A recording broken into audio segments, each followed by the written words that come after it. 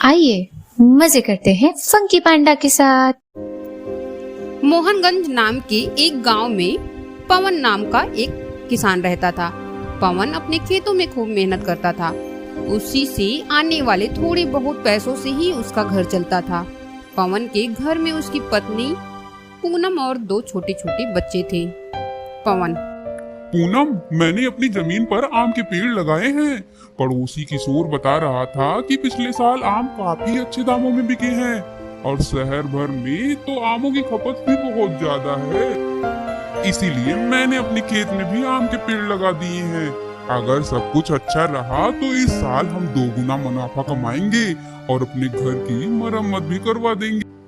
इसी के साथ साथ बच्चों को भी अच्छी शिक्षा दे पाएंगे।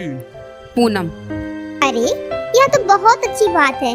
भगवान हमारी जरूर सुनेंगे। हमारे आम भी अच्छे दामों में बिकेंगे और खूब मुनाफा कमाएंगे। पवन: हाँ हाँ, अब मैं भी खेत पर जाता हूँ।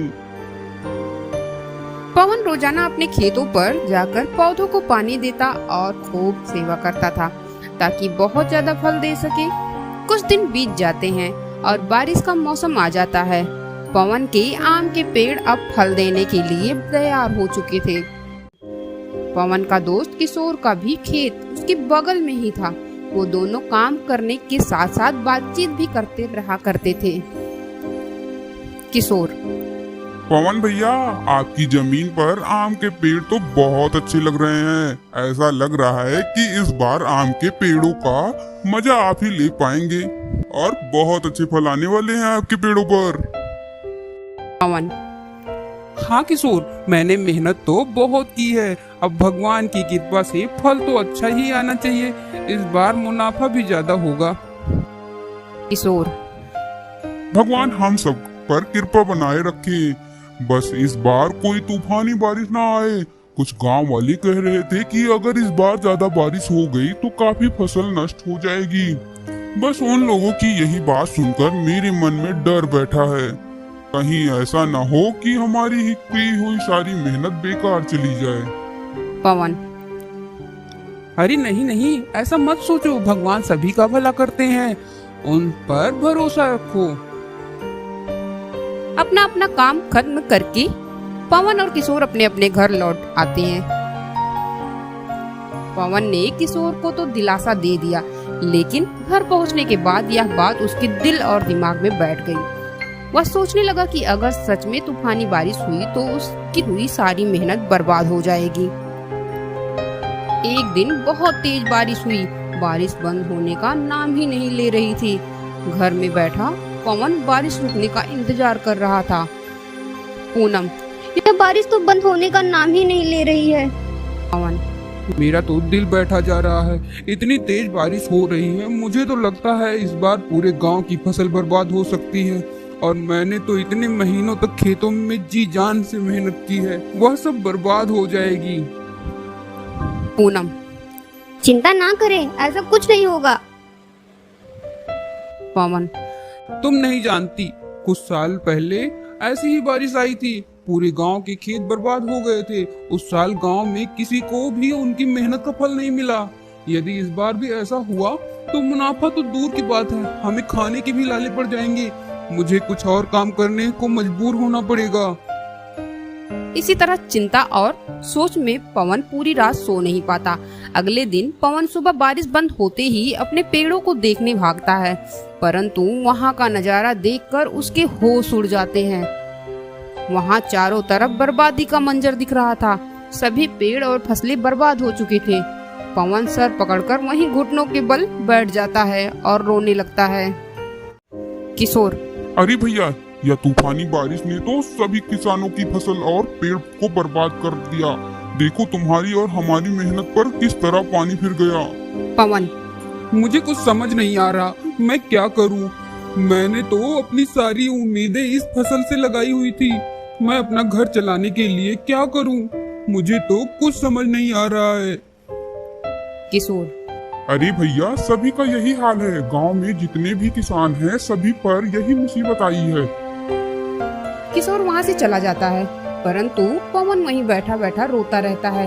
काफी देर वहाँ उदास बैठे रहने के बाद पवन जब अपने घर की ओर जाता है तो घर का नजारा देखकर उसका मन और दुखी हो जाता है। इसके पानी से घर की छत बह रही थी और भूखे प्यासे बीवी और बच्चे कोने में छुपकर बैठे थे।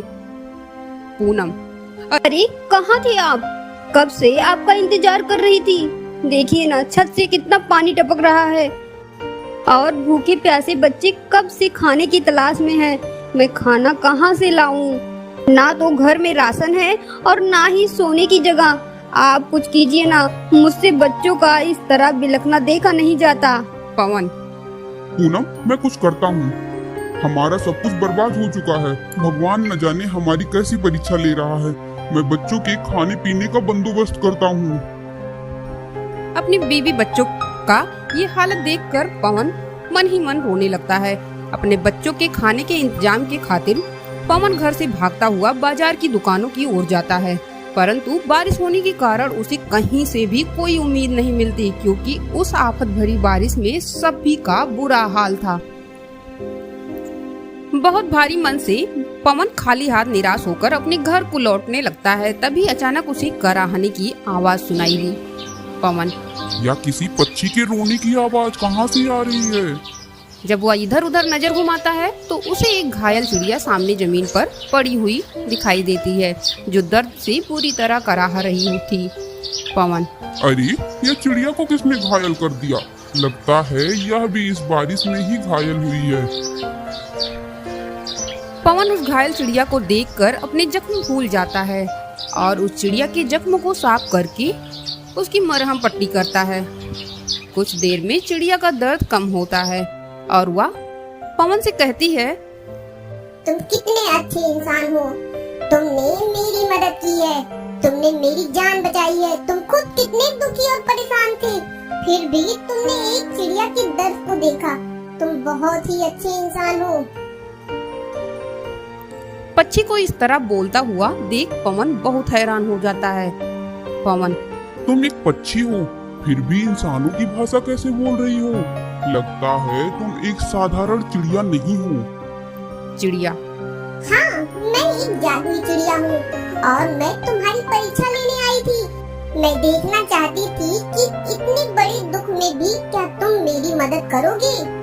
तुम इस परीक्षा में पास हुए, इसलिए मैं तुम्हें एक उपहार देती हूँ।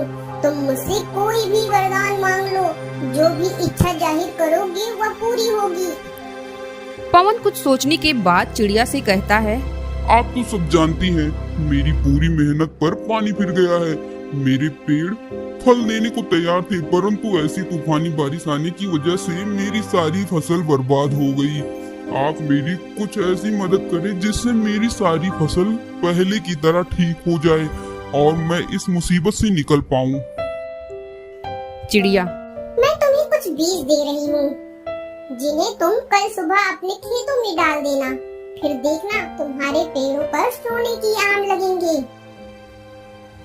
तुम्हारे जो भी पेड़ बर्बाद हो गए हैं वह सभी उनके जादू से ठीक हो जाएंगे और उन पर सोने के आम लगेंगे। इसके बाद तुम्हें कभी भी चिंता और गरीबी का सामना नहीं करना पड़ेगा। चिड़िया वह जादुई बीज देकर वहाँ से उड़ जाती है।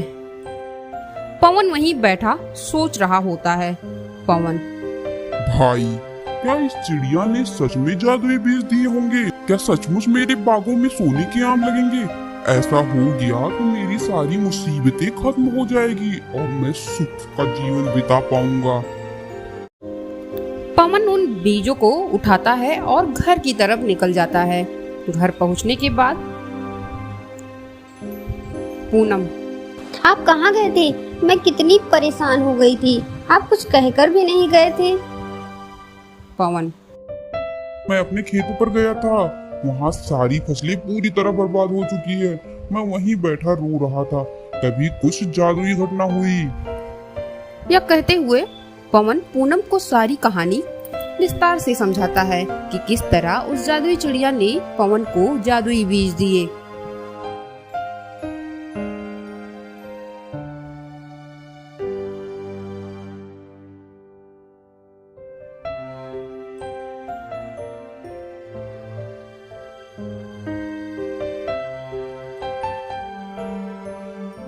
पूनम।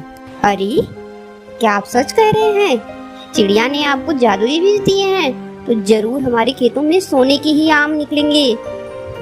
उसकी कही बात जरूर सच होगी। तुमने उस चिड़िया की मदद करके अच्छा ही किया। अब हमारी सारी मुसीबतें दूर हो जाएंगी। बस अब हमें अपने खेतों में जादुई फसल का इंतजार करना होगा।